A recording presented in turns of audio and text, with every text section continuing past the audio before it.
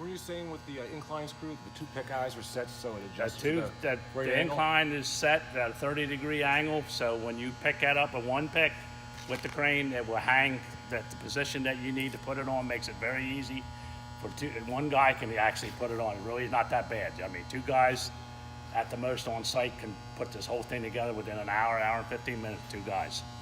Very simple. And same with teardown. So I'm assuming this is more than tall enough where if they wanted to put maybe like a 30-yard.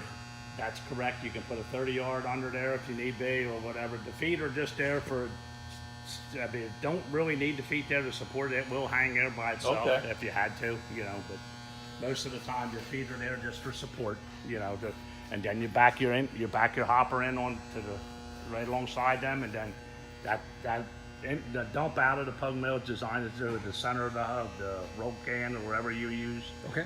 So you have no problems loading, and then you just move it right underneath till it's full, and away you go. While we're on this side, just give us a quick walkthrough of what we've got here. Well, these are all DFD controls. They're all variable speed drives that you can change your speeds on your incline, on your sludge hopper, and also on your cross screw. That's designed if you want to feed one side more or the other, depending on the application of the product going in. These are all controls that are programmable, so you can do your speeds and then you're off and running. Oh, that's great. That's great. Let's get around to the other side just to make sure we're clear on everything here. I guess we can start with the door closed.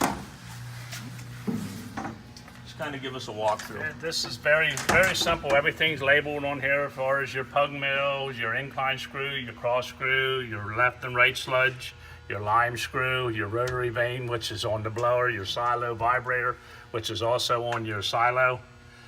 And basically it's pretty much self-explanatory. You just all the buttons, you fire up, you just turn all your switches on, and the ones that have your variable speeds all have rheostats on them, so you can turn them one way or the other to slow or speed up your augers inside the hopper, or the incline, or the cross screw. Them three are variable speed, so you can do whatever you want with that.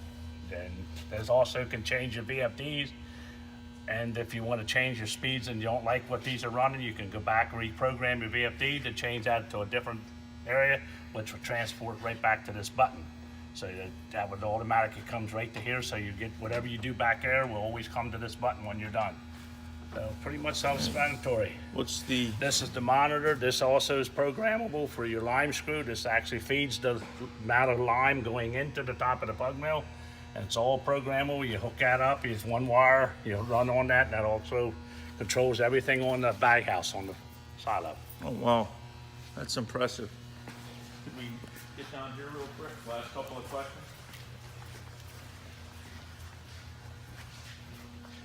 Mark, why don't you come up on the ladder? Sure.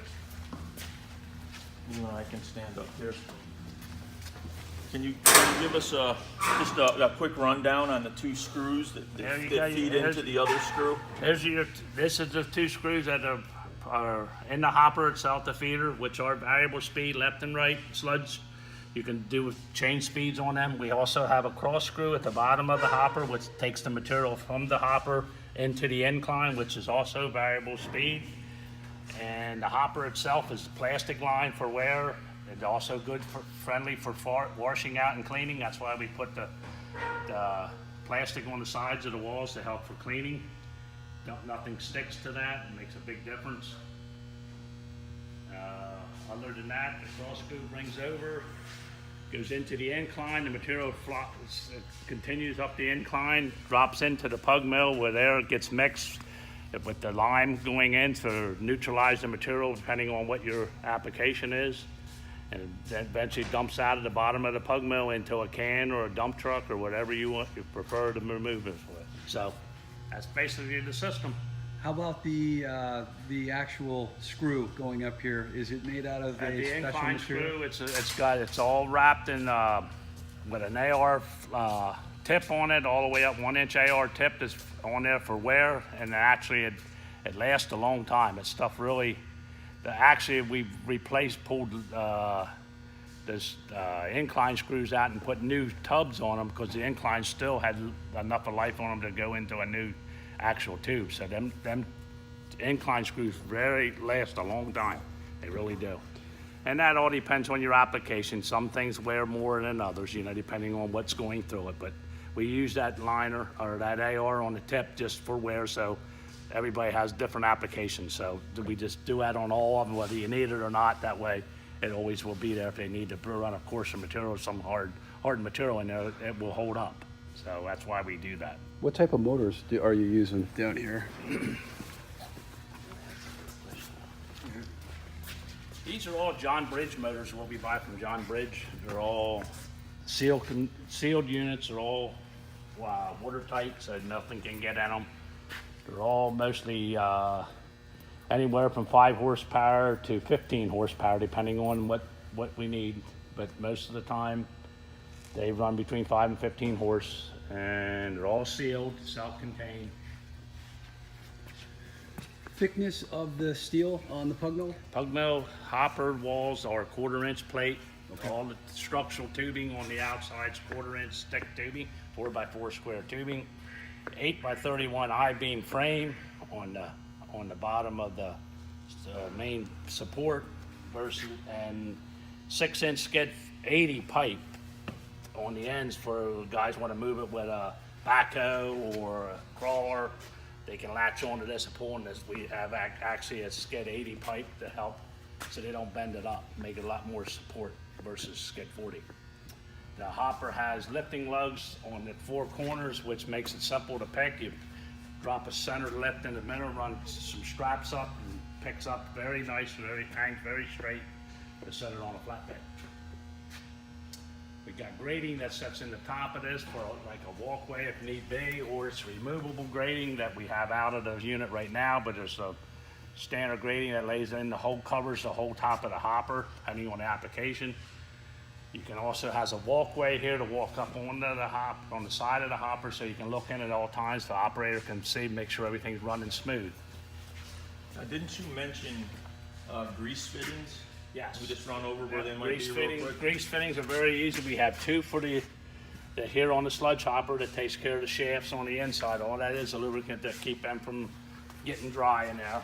We have pack seals on all our motors, which is grease fitting here that you see. That's all the pack seals have grease fittings on that.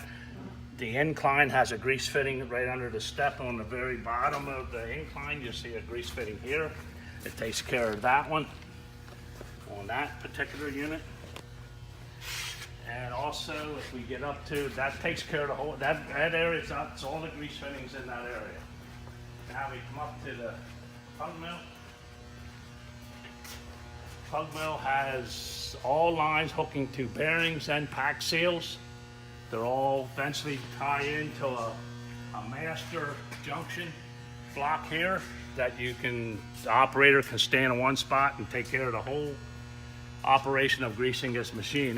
Daily, they should grease this daily. A couple squirts every day would take care of that part. The gearbox is self-contained. It's full. It comes with grease in it, so you can just keep an eye on that. There's no sight glass for it because it really don't need to be. That's sealed unit. Other than that, everything's pretty much intact. I can't think of anything else you guys would need to know as far as operation. That's pretty much it. The ease of the changing out, if you ever needed to change your paddle tips on the auger, on the paddle shaft. tips are, I don't know if you can see. The augers have an AR tip on the paddle that you can see that they're interchangeable. Once they wear down a certain position, you take a couple bolts, flip them, put them back on, you get another set of life out of them, and they're very simple to replace.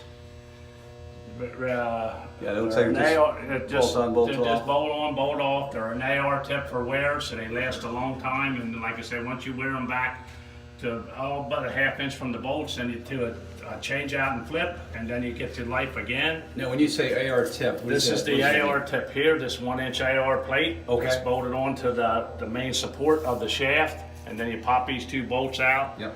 flip, 180 degrees, bolt it back on, then you have new life again. So this whole piece is AR. That is correct. Gotcha. That And is that's correct. Okay. Yeah, Gotcha. Well, we like to call those the pads. Yeah. yeah, the pads, yeah. The journals are all machine journals, and there we take them and weld everything up in fabrication, throw them in our lathe, we turn them and have them run out of about 2-3 thou when we're done. And that So obviously that helps the obviously helps the vibration. vibration plus wear on your bearings. If anything, anybody knows if you have a wobble in your shaft, it's going to take a bearing right out. So we make sure we took these together and we run them and put an indicator on them, make sure they run 2-3 thou. That way we have no problem with issues in the field with bearing wearing out. So it's a little extra step that we take just to make our system last a lot longer in the field. Well, it certainly looks heavy duty and incredibly well built. Yeah, we appreciate the info, Norm. Okay, guys. Great. Good luck to you.